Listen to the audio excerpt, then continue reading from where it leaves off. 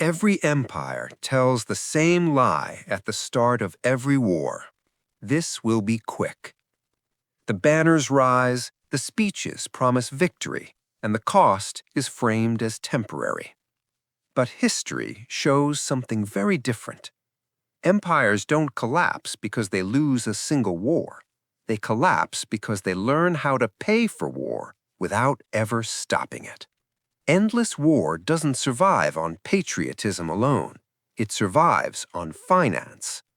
From the outside, war looks like armies, weapons, and battlefields, but underneath, it's an accounting problem. Armies don't march on courage, they march on food, wages, logistics, and debt. And every empire that lasted more than a few decades had to answer the same question. Where does the money come from when war never ends? The earliest empires understood this instinctively. In ancient Mesopotamia, warfare was funded through temple economies. Kings didn't raise taxes first. They seized surplus grain, silver, and labor stored in religious institutions. War was justified as divine duty, and the temples quietly became military treasuries. Faith paid the bills long before coins did. Ancient Egypt refined the model. Instead of funding wars with money, they funded them with control of resources. Land along the Nile produced grain regardless of political stability. Pharaohs redirected food surpluses to soldiers and workers, turning agriculture into a standing war engine. As long as the Nile flooded, Egypt could fight. But this system had limits. When land failed, war failed. The Roman Empire took war finance to a new level and paid the price for it. Early Rome funded expansion through plunder. Conquer a territory, loot its treasury, enslave its population, and use the proceeds to fund the next campaign. War paid for war. It worked until Rome ran out of new places to conquer. Once expansion stalled, Rome had to invent something more dangerous: permanent taxation and debt. Soldiers became salaried employees. Borders needed constant defense. The state began borrowing against future revenues to pay for present wars. To cover the gap, Roman authorities debased their currency, reducing silver content while pretending nothing had changed. The result wasn't immediate collapse, it was slow decay. Prices rose, trust eroded, soldiers demanded higher pay, tax burdens crushed farmers. Rome didn't fall because of invasion. It hollowed itself out, financing war it could no longer afford.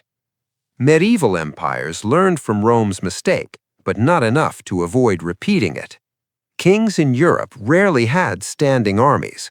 War was expensive and irregular, so rulers turned to loans. Italian banking families financed crusades, dynastic wars, and territorial disputes. Interest became the hidden cost of empire. This shifted power quietly. Monarchs wore crowns, but bankers held leverage. A king who couldn't repay his war debts didn't just face bankruptcy, he faced political collapse.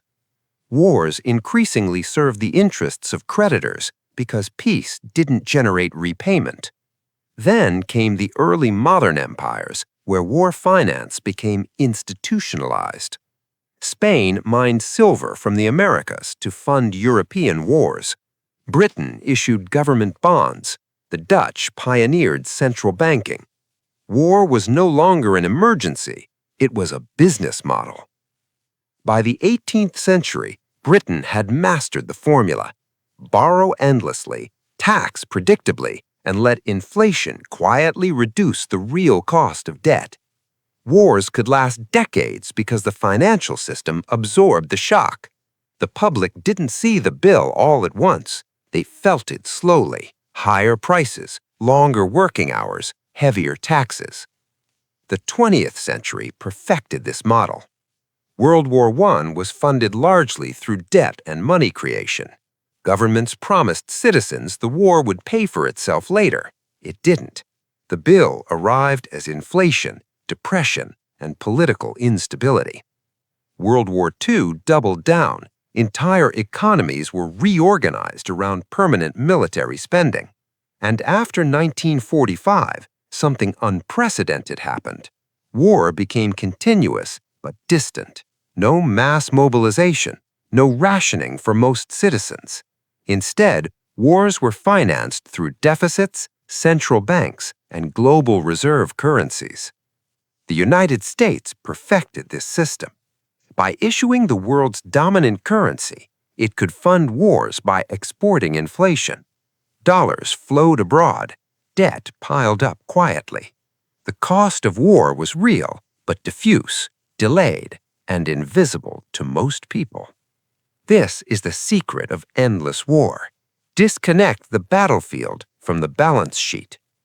Modern empires don't ask citizens to pay up front. They borrow, they inflate, they shift costs into the future. By the time consequences arrive, the war is old news and accountability has vanished. But history shows the pattern never changes. Eventually, debt reaches a limit, inflation stops being invisible, trust weakens, and the financial tools that once sustained empire begin to undermine it. Endless war doesn't require endless victory. It only requires a system capable of hiding its cost. And every empire that mastered that trick believed it had escaped history, right until the moment it hadn't. Because war doesn't bankrupt empires overnight. It teaches them to live beyond their means until reality catches up. If this gave you a clearer lens on how power really works, hit subscribe. History has the answers. I'll show you where to look.